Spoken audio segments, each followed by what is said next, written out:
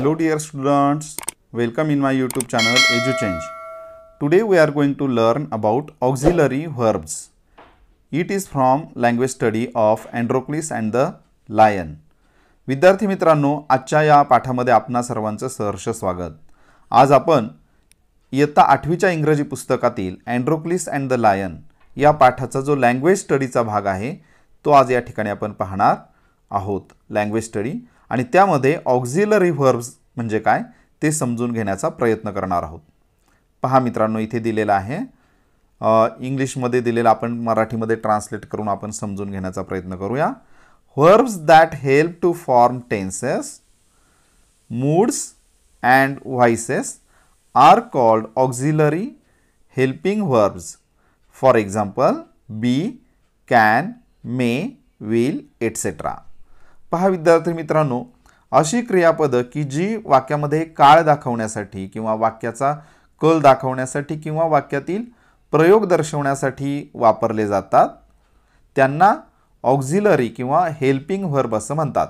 आता यांना ऑक्झिलरी आणि कंसामध्ये हेल्पिंग व्हर्ब पण म्हणतात. ते का म्हणतात ते आपण समजून घेणार आहोत पुढे, कारण ते मदत करत असतात वाक्याला, वाक्याचा अर्थ पूर्ण करण्यासाठी. पहा, the 3 most common auxiliary verbs which can stand alone in a sentence are forms of be, do and have. तर 3 जे आहेत मुख्य कॉमन ऑक्झिलरी व्हर्ब्स, म्हणजे 3 जे सामान्य ऑक्झिलरी व्हर्ब्स ते आहेत, ते कशाचे पार्ट आहेत, कशाचे प्रकार आहेत तर ते बी, डू आणि हॅवचे प्रकार आहेत. पहा दिलेले आपल्याला ते पाहायचे पुढे. आता बी म्हणजे असणे, डू म्हणजे करणे आणि हॅव म्हणजे असणे किंवा आहे. तर हे मुख्य, हे थोडक्यात प्रातिनिधिक स्वरूपात हे 3 प्रकार दिलेले आहेत इथे, बी, डू आणि हॅव. त्यांचे प्रकार पडतात पुढे ते प्रकार वाक्यामध्ये योग्य त्या काळानुसार किंवा योग्य त्या प्रयोगानुसार किंवा वाक्याचा जसा कल असेल त्याप्रमाणे वापरले जातात. आणि इथे एक त्यांचं वैशिष्ट्य दिलेलं आहे की which can stand alone. Which can stand alone म्हणजे ही जी क्रियापद आहेत, हे ऑक्झिलरी व्हर्ब्स, ते वाक्यामध्ये स्वतंत्ररित्या आपली भूमिका बजावतात. ते वाक्याला पूर्ण अर्थ प्राप्त करून देतात. म्हणजे पहा, ते हेल्पिंग व्हर्ब तर आहेतच, परंतु मेन व्हर्बचं पण काम करतात. आणि म्हणून या प्रकारच्या व्हर्ब्सला they are called primary auxiliaries. अशा सहाय्यकारी क्रियापदांना प्राथमिक सहाय्यकारी क्रियापद असं म्हणतात. For example, she is a student of class 8. She is, इथे इज घेतलाय पहा. तर इज हे बीचा फॉर्म आहे, बीचा प्रकार आहे तो इज. आता त्या वाक्याचा जर अर्थ पाहिला तर आपल्या असं लक्षात येतं की ती इयत्ता 8वीची विद्यार्थिनी आहे. आता ती इयत्ता 8वीची विद्यार्थिनी असं म्हणून वाक्याचा अर्थ पूर्ण होईल का? नाही.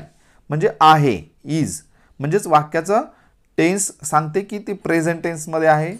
प्रेझेंटमध्ये आहे म्हणजे स्टेटचा इथे उल्लेख होतोय.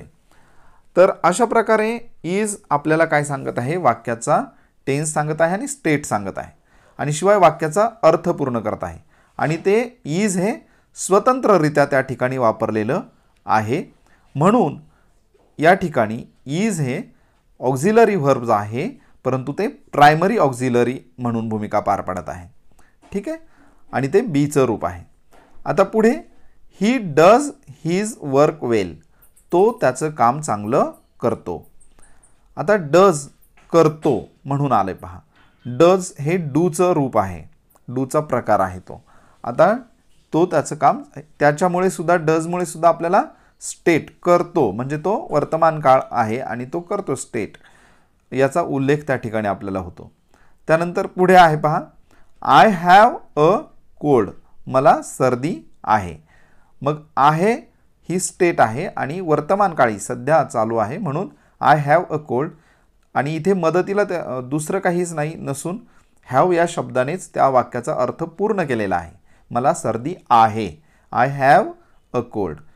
म्हणून हॅव हे मेन व्हर्ब सुद्धा आहे. मग आता अशा प्रकारे लक्षात घ्या की मेन व्हर्ब आणि हेल्पिंग व्हर्ब अशी दुहेरी भूमिका पार पाडणारी जी क्रियापद आहेत त्यांना प्रायमरी ऑक्झिलरीज असं म्हणतात. मित्रांनो, इथे आपण पाहिलं की हे मेन व्हर्ब म्हणून काम केलेलं आहे या ऑक्झिलरीजनी. जरी त्यांना आपण सहाय्यकारी म्हणत असलो तरी या ठिकाणी मेन व्हर्ब्स म्हणून, कारण इथे त्यांनी दिलं विच कॅन स्टँड अलोन, ते स्वतः उभे राहू शकतात, स्वतः वाक्याला अर्थ पूर्ण करून देऊ शकतात. मग आता त्यांचे जे पुढचे प्रकार आहेत ते आपण समजून घेऊया. फॉर्म्स ऑफ बी, बीचे प्रकार. बी म्हणजे असणे, स्टेट. आता इथे त्याची स्टेट दर्शवणारी जी क्रियापद आहेत ऑक्झिलरीज ते दिलेले आहेत पहा. एम, इज, आर हे वर्तमान काळी आहेत. प्रेझेंट टेन्समधले एम, इज, आर आहे असा त्याचा अर्थ होतो. वॉज एकवचन होते भूतकाळासाठी, म्हणजे आय वॉज अ स्टुडंट, मी विद्यार्थी होतो, तर तिथे भूतकाळ दर्शवण्यासाठी वॉज या ऑक्झिलरीचा वापर केलेला आहे. मग आता इथे वॉज हे काय आहे, बीचं रूप आहे. वर हे अनेक वचनासाठी वापरले जाणारे भूतकाळी रूप आहे. आणि विल बी आणि शाल बी हे भविष्यकाळ दाखवण्यासाठी वापरली जाणारी बीचे फॉर्म आहेत. पुढे पाहूयात फॉर्म्स ऑफ डू. डूचे फॉर्म पाहूयात. Do, does, did. आता या ठिकाणी डू आणि डज हे वर्तमान काळी क्रियापद आहेत, ऑक्झिलरी व्हर्ब्स आहेत, आणि डीड मात्र हे भूतकाळी आहे. Forms of have. हॅव आणि हॅज अँड हॅड. तर इथे सुद्धा हॅव आणि हॅज हे वर्तमान काळी. जसे की आता आय हॅव अ कोल्ड, मला सर्दी आहे. आय हॅव अ पेन, माझ्याजवळ पेन आहे. आणि शी हॅज अ मोबाईल, तिच्याकडे मोबाईल आहे. किंवा शी हॅज अ पेन, तिच्याकडे पेन आहे. तर इथे आहे हा शब्द वाक्याचा अर्थ पूर्ण करतोय, म्हणजे इथे मेन व्हर्ब म्हणून काम करतायत हे शब्द. आणि शी हॅड अ पेन, तिच्याकडे पेन होता, हे भूतकाळ करण्यासाठी हॅड त्याचं फॉर्म आहे हॅवचा, लक्षात घ्या. आता पुढे पाहूया. There are other auxiliary verbs which do not stand alone in a sentence. याशिवाय आणखी काही ऑक्झिलरी व्हर्ब्स आहेत की जे वाक्यामध्ये स्वतंत्ररित्या येत नाहीत. दे अकंपनी मेन ॲक्शन व्हर्ब. तर ते कशाबरोबर येतात वाक्यामध्ये? मेन व्हर्ब जे असतं, कृती करणारं, कृती दाखवणारं, ॲक्शन व्हर्ब त्याला म्हणतो आपण, त्या क्रियापदाबरोबर हे ऑक्झिलरी येतात. पुढे पहा. दीज आर कॉल्ड मोडल ऑक्झिलरी व्हर्ब्स किंवा मोडल्स. तर त्यांना मोडल ऑक्झिलरी व्हर्ब्स असं म्हणतात किंवा त्यांना मोडल्स असंही म्हणतात. दे आर, आता ते कोणते आहेत पहा. Can, could, shall, should, will, would, must, may, might, need, ought to. आता तुम्ही म्हणाल मग हे हेल्पिंग व्हर्ब कशासाठी? तर यांचे वेगवेगळे उपयोग आहेत. त्यासाठी मोडल व्हर्ब्सचा जो व्हिडिओ आहे तो आपण स्वतंत्ररित्या तयार करणार आहोत. तर प्रथमदर्शनी आपण इथे एवढं समजून घ्यायचं की प्रायमरी ऑक्झिलरी व्हर्ब्स आणि मोडल व्हर्ब्स असे वेगवेगळे दोन प्रकार या ठिकाणी आपण व्हर्बचे समजून घेतोय. की प्रायमरी मेन डिफरन्स काय आहे?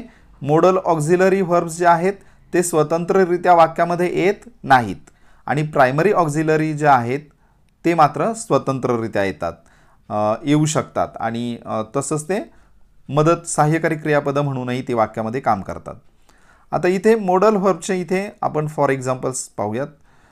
ही कॅन वर्क हार्ड, तो चांगले काम करू शकतो, कठीण काम चांगल्या प्रकारे काम करू शकतो. इथे पॉसिबिलिटी किंवा ॲबिलिटी दाखवलेली आहे, ॲबिलिटी. इथे ही विल वर्क हार्ड, तो काम करील, म्हणजे भविष्यातली त्याची जी आहे अवस्था ती इथे दाखवलेली आहे. He will work hard. He must work hard, तर त्याचे जे वेगवेगळे प्रकार आहेत त्याप्रमाणे इथे ही मस्ट वर्क हार्ड, त्याने काम केलंच पाहिजे, सक्ती किंवा सजेशन असं दाखवायचं आहे त्याला, म्हणून तिथे मस्ट, विल, कॅन हे 3 मॉडल्स वापरलेले आहेत. आता इथे पुढे प्रश्न दिला, माझी अशी आशा आहे की तुम्हाला हे 2 प्रकार प्रथमदर्शनी लक्षात आले असतील. याच्यानंतर आपण 9वी 10वी मध्ये जास्त डीपमध्ये याचा अभ्यास करणार आहोत. आत्ताच्या पाठामध्ये आपण जर थोडंसं लक्षात घेतलं तर महत्त्वाच्या बाबी 2 लक्षात ठेवा की प्रायमरी ऑक्झिलरी व्हर्ब्स हे मेन व्हर्ब्स म्हणून पण काम करतात आणि ऑक्झिलरी म्हणजे हेल्पिंग व्हर्ब्स म्हणून पण काम करतात. आणि ते कोणते आहेत प्रायमरी ऑक्झिलरी व्हर्ब्स? कोणते आहेत ते? तर हे बीचे, बी, डू, हॅव आणि त्याची रूपं am, is, are, was, were, will be, shall be. डूचं डू, डज, डीड आणि हॅवचं हॅव, हॅज, हॅड. आणि जे स्वतंत्ररित्या वाक्यामध्ये येत नाहीत त्यांना म्हणतात मोडल ऑक्झिलरी व्हर्ब्स, म्हणजे ते मेन व्हर्ब्स बरोबर येतात. आता इथे पहा ना, ही कॅन वर्क, म्हणजे वर्क हे मेन व्हर्ब आलेलं आहे आणि त्याच्या अगोदर हे ऑक्झिलरी वापरले कॅन. इथे सुद्धा खाली work, he will work hard, work हा मेन व्हर्ब आहे आणि त्याच्या आधी विल वापरले. ही मस्ट वर्क हार्ड, इथे सुद्धा वर्क हे मेन व्हर्ब आहे, त्याच्या अगोदर मस्ट हे मोडल वापरलेलं आहे. आता इथे आपण याचा एक्झरसाइज दिलाय तो सोडवण्याचा प्रयत्न करूया. Underline the auxiliary verbs in the following sentences. पुढच्या वाक्यांमधील जे ऑक्झिलरी व्हर्ब्स आहेत त्यांना अंडरलाईन करायचं आहे. पहिलं वाक्य पहा, we have a holiday tomorrow. आम्हाला उद्या सुट्टी आहे. तर इथे हॅव हे मॉडल ऑक्झिलरी व्हर्ब वापरलेलं आहे. मी मगाशी तुम्हाला सांगितलं हॅव हे ऑक्झिलरी व्हर्ब्स आहे. पहा पुढे, रीना इज इंज्युअर्ड बॅडली. आता इथे इज आहे, रीना इज, रीनाला दुखापत झालेली आहे. Reena is injured. आता इंज्युअर्ड हे मेन व्हर्ब आहे आणि त्याच्या अगोदर इज हे हेल्पिंग व्हर्ब घेतलेला आहे. इथे इज हे हेल्पिंग व्हर्ब म्हणून काम करत आहे, परंतु शी इज अ स्टुडंट किंवा रीना इज अ स्टुडंट या वाक्यामध्ये मात्र इज हे मेन व्हर्ब म्हणून काम करते आणि म्हणूनच एम, इज, आर, वॉज, वर अशा क्रियापदांना प्रायमरी ऑक्झिलरी व्हर्ब्स असं म्हणायचं आहे. आता इथे तिसरं वाक्य पहा, you must wear clean clothes. तर इथे तू स्वच्छ कपडे घातले पाहिजेस. इथे मस्ट हे ऑक्झिलरी व्हर्ब आहे. त्यानंतर शी शूड टॉक पोलाइटली, तिने नम्रपणे बोललं पाहिजे, सजेशन आहे, त्यासाठी शूड घेतलेला आहे पहा तिथे. त्यानंतर they did not help me, त्यांनी मला मदत केली नाही. डीड हे ऑक्झिलरी व्हर्ब आहे तिथे. A big thorn had pierced the lion's toe. Big thorn had pierced, इथे हॅड हे ऑक्झिलरी व्हर्ब आहे आणि पियर्सने मेन व्हर्ब आहे. आपल्याला ऑक्झिलरी व्हर्ब्स विचारलेले आहे म्हणून हॅडला अंडरलाईन केलं आहे. पुढे द लायन वॉज केज्ड. तर द लायन वॉज, इथे वॉज हे हेल्पिंग व्हर्ब आहे किंवा ऑक्झिलरी व्हर्ब आहे. Androcles did not like his master. Did, इथे डीड हे ऑक्झिलरी व्हर्ब आहे. दे कुड नॉट लीव हिम. कुड, ठीक आहे, हे ऑक्झिलरी व्हर्ब आहे. He would no longer be a slave. Would हे काय आहे, ऑक्झिलरी व्हर्ब आहे. त्यानंतर the slaves were forced to work. Were हे या ठिकाणी ऑक्झिलरी व्हर्ब आहे आणि we should show kindness to animals. इथे शूड हे ऑक्झिलरी व्हर्ब आहे. I hope you all have understood this very well. That means auxiliary verbs and modals. So don't forget to watch my next video. Earlier I will come back in our channel. Thank you all of you. Bye everyone.